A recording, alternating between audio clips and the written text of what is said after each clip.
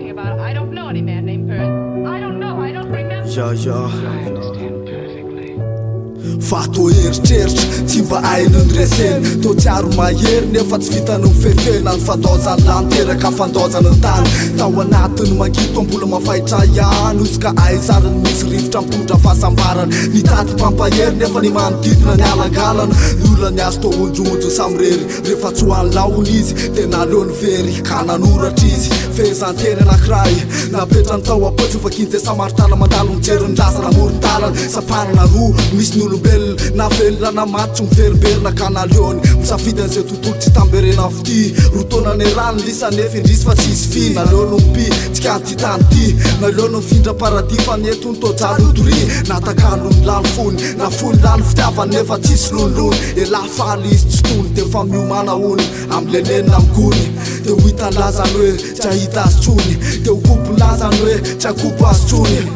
tsapany lazany hoe tsy tsapatsapa azy tsony namana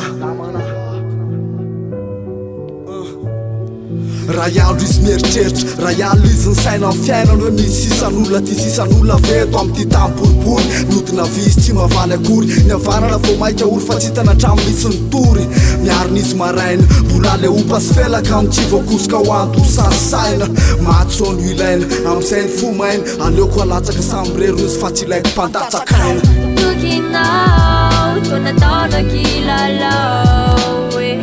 ambabony fony mahiny zalasenao nefa ne tô sotokandro tsara vavao e hinao lasany hafa de izy lasany fasandrasany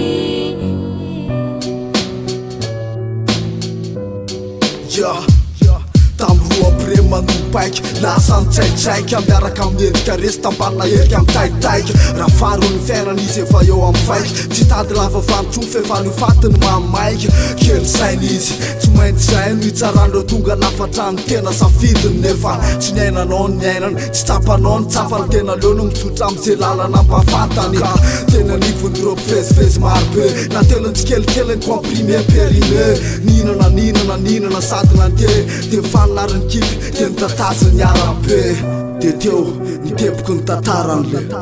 veloma tokinao tô nataona kilalao e ambabony fony mahiny zalasenao nefa ne tô sotokandro tsara vavao e hinao lasany hafa de izy lasany fasandrasany tokinao tô nataona kilalao e ambabony fony mahiny zalasenao nefa ne tô sotokandro tsara vavao e hinao lasany hafa de izy lasany fasandrasany zay tsy fidinao ampambo ny vadiny tsy saina nefa tsy ilaina lesy namana